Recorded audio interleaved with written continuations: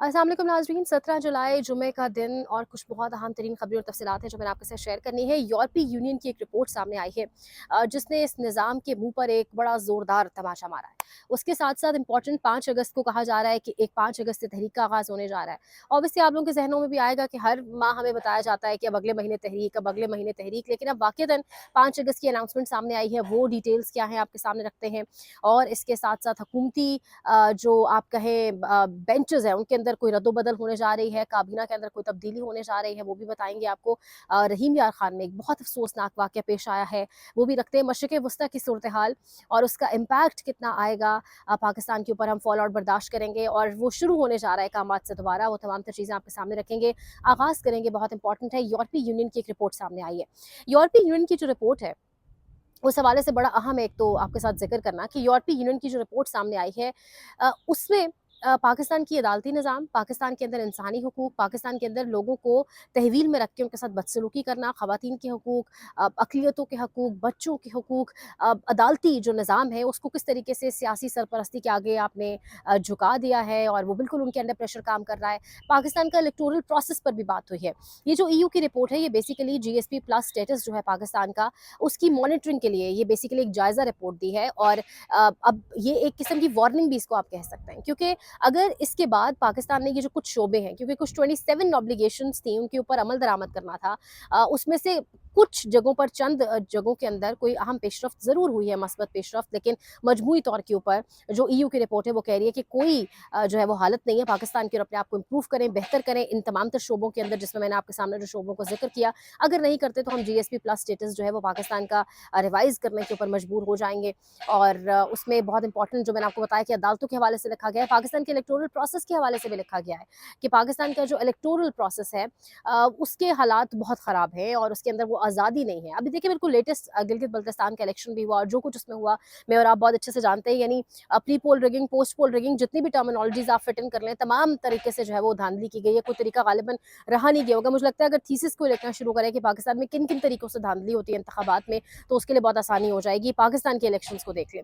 तो जबरी गुमशुदगियाँ, सहाफ़ियों के साथ जो कुछ हो रहा है वो हम सब जानते हैं कि किस तरीके से चीज़ों को चलाया जा रहा है। तो जब ये बातें मैं और आप नॉर्मली करते हैं, जब हम इसके ऊपर सवाल उठाते हैं, जब हम ये मुद्दा उठाते हैं तो हम पर पर्चे हो जाते हैं या हमें भी गद्दारी के ज़ुमरे में डाल दिया जाता है या कहा जाता है ये लोग गलत बता रहे हैं। लेकिन अब यूरोपीय यूनियन की रिपोर्ट आपको ये सब बातें बता रही है। वो कह रही है आप अदालती निज़ाम के अंदर इम्प्रूवमेंट करें, आप इंसानी हुकूक के हवाले से देखें मामलात को, अपने इलेक्टोरल प्रोसेस को इम्प्रूव करें। तो ये तमाम तर चीज़ें अब आपको वो बता रहे हैं।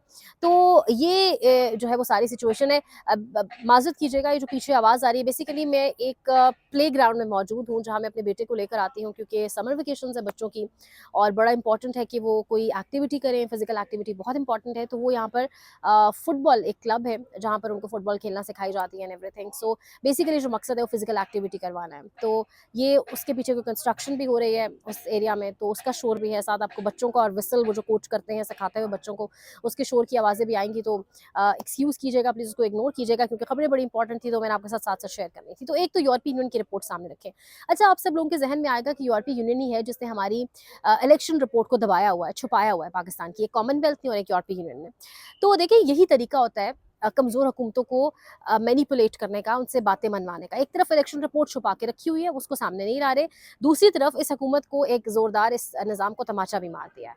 ये बेसिकली हम यही पीटते हैं कि ये बड़ा कमज़ोर निज़ाम है, ये बहुत कमज़ोर हुकूमत है और किस तरीके से अब देखिए एक सवालिया निशान आपका ईयू ने भी डाल दिया आपके ऊपर। तो इन चीज़ों पर आपको सोचना पड़ेगा, इन चीज़ों पर आपको देखना पड़ेगा, बड़े सख्ती से, बड़े ऑब्ज़र्व करना पड़ेगा, आपको अपनी प्रायोरिटीज़ सीधी करनी पड़ेंगी। यानी प्रायोरिटीज़ की जब बात आती है, रहीम यार खान में आज एक मजबूर माँ ने खुदकुशी कर ली नहर में डूबकर। और खुदकुशी करने की जो वजह है वो ये है कि उनके पास अपना और अपने बच्चों का पेट भरने के लिए पैसे मौजूद नहीं थे। ये बहुत सारे वाक़यात हैं। यानी कहीं पर कोई खुद को आग लगा लेता है, कहीं पर कोई 70-80 हज़ार कर्ज़े की वजह से अपने ऊपर तेल छिड़क कर खुद को आग लगा देता है, कोई फंदे के साथ लटक जाता है और अपनी जान ले लेता है। मैं बार-बार एक ही सवाल करती हूँ कि इन जानों का जवाब कौन देगा? ये तमाम तर लोग इस महँगाई से, इन हालात से, इस लॉलेसनेस से मजबूर होकर ये सब कुछ कर रहे हैं। लेकिन यहाँ पर आज ही की खबर है कि पाकिस्तान के अंदर, इस्लामाबाद के अंदर डिप्लोमैटिक एन्क्लेव में जो सरकारी अफ़सरान हैं, उनके लिए तज़ीन व आराइश शुरू हो चुकी है और टेंडर्स ओपन कर दिए गए हैं। یہ دو پاکستان ہیں. ایک جانب آپ کے غریب جان سے ہاتھ دھو رہا ہے، اپنی جان خود لینے پر مجبور ہے کیونکہ وہ اپنے بچوں کا پیٹ نہیں پال سکتا. اب دوسری جانب آج غریب کی جیب بھی کھنگالی جائے گی. یعنی غریب کی جیب کیسے کھنگالی جائے گی؟ میرے اور آپ سے پیسے کیسے نکالے جائیں گے؟ کہا جا رہا ہے کہ پیٹرولیم مصنوعات جو ہیں، پیٹرول کی پرائسز جو ہیں، ان کو غالباً آج سے بڑھانے کے حوالے سے باقاعدہ طور کے اوپر تیاری شروع ہو چکی ہے، اور غالباً جو ہے وہ 10 روپے پیٹرول اور ڈیزل جو ہے وہ 40 روپے تک بڑھایا جا سکتا ہے. تو یہ بیسیکلی سچویشن ہے. اس طریقے سے پاکستان کو چلایا جا رہا ہے، اور دوسری جانب تزئین و آرائش سرکاری افسران کی شروع ہو چکی ہے. یہ وہ پاکستان ہے جہاں پر آپ جہاز خریدنے پر سوال کریں تو ایک اکڑ اور رونت کے ساتھ آپ کو جواب دیا جاتا ہے خریدا ہے تو کیا عوام کی، اور پھر سونے پر سہاگا. ایک تو چوری اوپر سے سینہ زوری. کہا جاتا ہے عوام کی فلاح کے لیے خریدا ہے، عوام کی خدمت کے لیے خریدا ہے. پتہ نہیں کون سی اس جہاز میں جھولے لینے، سیریں کرنی ہے، اس جہاز سے شاید آسمان سے پیسے پھینکنے نیچے عوام کے لیے، روزگار پھینکنا ہے، ان کو لاکھوں روپیہ پھینکنا ہے. عوام اپنے اپنے روزگار سیٹ کر لے گی اور اس طرح کی خبریں نہیں آئیں گی پھر کہ لوگ خودکشیاں کر رہے ہیں. شاید یہی خدمت ہے جو اس جہاز سے کی جائے گی. اور تو میری سمجھ میں نہیں آتا کہ جہاز سے کون سا خدمت کی جائے گی، کون سے بڑے دورے کیے جائیں گے وزیر اعلیٰ کریں گی جس سے پاکستانی عوام کے جو ہیں وہ دن بدل جائیں گے، دودھ و شہد کی نہریں بہنا شروع ہو جائیں گی. ایک یہ سچویشن ہے. دوسری جانب پاکستان مشرق وسطیٰ کی صورتحال پر بھی اب ڈسکس کر لیں اگر، تو مشرق وسطیٰ کی صورتحال جو بڑی خراب ہے، اور مشرق وسطیٰ کی صورتحال جو مڈل ایسٹ کی سچویشن ہے اس کا فال آؤٹ ہم برداشت کریں گے، وہ ڈیفینیٹ بات ہے. لیکن ایک بڑی امپورٹنٹ چیز ہے یہاں پر. کہا جاتا ہے ایران نے قطر پر حملہ کر دیا. اب رات نہ بڑی خوفناک حملوں کا ایکسچینج ہوا. ایک تو امریکہ جو ہے نا وہ بڑے اسرائیلی مائنڈ سیٹ کے اور اسرائیلی مینٹالٹی کے ساتھ حملے کر رہا ہے. ہاسپٹلس کے اوپر حملے کر رہا ہے. پہلے ارمناب اسکول کی بچیوں کو شہید کیا گیا جو پہلے جنگ کا آغاز ہوا رمضان المبارک میں. ابھی ہاسپٹلس پر حملے کر رہا ہے، ریلوے برجز پر حملے کر رہا ہے، ٹیلی کمیونیکیشن کی جو آپ کہہ لیں جو ان کے ٹاورز ہیں ان کے اوپر حملے کر کے ان کو، یعنی بیسیکلی ٹیلی کمیونیکیشن کے پورے نظام کو معطل کرنے کی کوشش کی جا رہی ہے. آپ کے برجز کو خراب کرنے کی کوشش کی جا رہی ہے. آپ کے جو ہے وہ ریلوے برجز کو، آپ کی روڈز کو جو عام آدمی استعمال کرتا ہے. اور پھر امریکہ ایکسکیوز کیا دیتا ہے کہ ہم جی یہ سب کچھ اس لیے کر رہے ہیں کہ ہمارا جو ٹارگٹ ہے وہ ملیٹنٹس ہمارا ٹارگٹ ہے. کیا یہ ملیٹنٹس ٹارگٹ ہے؟ کیا برجز ملیٹنٹس استعمال کر رہے ہیں ایران میں؟ وہ بھی امریکہ جھوٹ ہی کہتا ہے، غلط ہی کہتا ہے. ملیٹنٹس ہیں کون سے ان کے، جو بھی سین ہے. لیکن دا پوائنٹ از کہ یہ تو آپ عام آدمی کی جو استعمال کی چیزیں ان کا انفراسٹرکچر تباہ کر رہے ہیں آپ. اور ایران واضح کر چکا ہے اگر آپ نے ایسا کیا تو ہم عرب جو گلف ہے پورا اس کو اونٹوں کے دور میں لے جائیں گے. اچھا مجھے اب بڑی حیرت ہوتی ہے. دیکھیے حرمین شریفین نا ہمیں جان سے بھی عزیز ہے، اور اس پر میں کیا کوئی مسلمان کمپرومائز نہیں کر سکتا. لیکن حرمین شریفین کے پیچھے چھپ کر جو معاہدے کیے جاتے ہیں نا مجھے ان کی سمجھ نہیں آتی. اب آپ نے اس وقت میں اب بار بار سٹیٹمنٹس دینا کہ جی سعودیہ جو ہے وہ ریڈ لائن ہے، سعودیہ پر حملہ، پاکستان پر حملہ تصور ہوگا اور یہ سب کچھ. تو سعودیہ کی زمین استعمال کیوں ہو رہی ہے؟ سعودیہ کے اندر امریکی بیس آخر ہے کیوں؟ سعودیہ کے اندر ہزاروں کی تعداد میں فوجی امریکی کیوں موجود ہیں؟ پھر کوئی خود مختار ملک اپنے اگینسٹ کوئی زمین استعمال ہونے دیتا ہے کیا؟ اس کا تو بیسک جواب ہے کہ نہیں ہونے دیتا. اور پھر اگر ہوتی ہے تو وہ پھر جواب دے گا. اب الودیع ایئر بیس کا بھی یہی حساب کتاب ہے.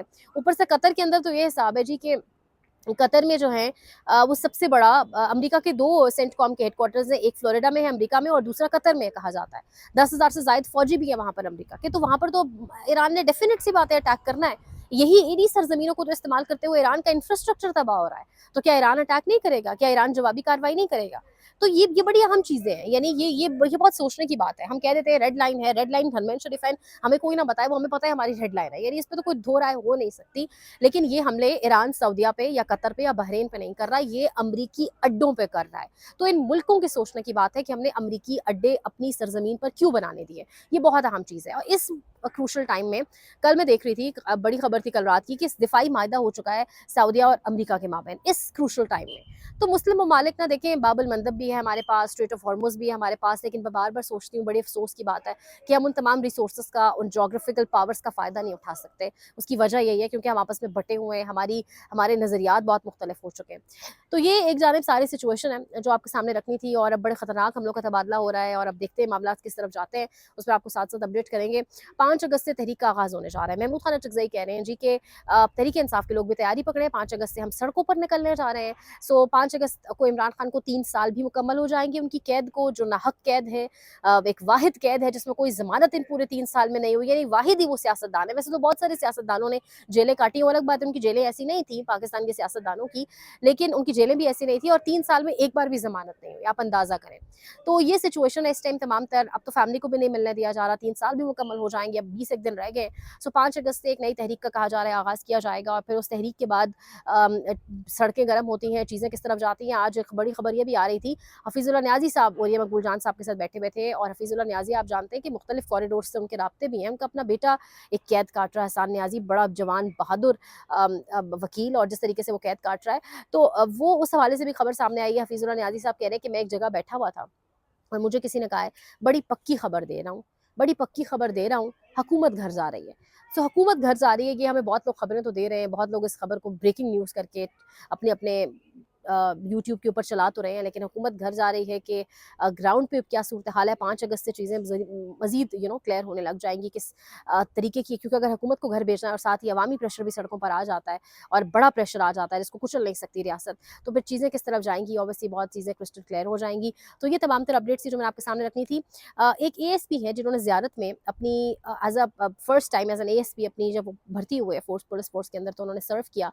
उनका एक आर्टिकल है, इंशाल्लाह अगली व्लॉग में आपके साथ शेयर करूंगी, वो बलूचिस्तान के हवाले से क्या कहते हैं, और उन्होंने रियासत के लिए एक पैगाम दिया है कि पीस कब आएगा बलूचिस्तान में, क्या करना होगा उसको आपके लिए। तो वो मैं इंशाल्लाह अगले व्लॉग आपके साथ शेयर करती हूँ। आप सबने ये करना है कि कमेंट सेक्शन में फीडबैक का इजहार करना है, लाइक करना है, शेयर करना है, सब्सक्राइब करना है, और इस क्रूशल टाइम में सपोर्ट आप सबकी ऑब्वियसली चाहिए। तो like share subscribe, comment section में फीडबैक का इजहार करें। अपना बहुत ख्याल रखें। अल्लाह ने के बाद।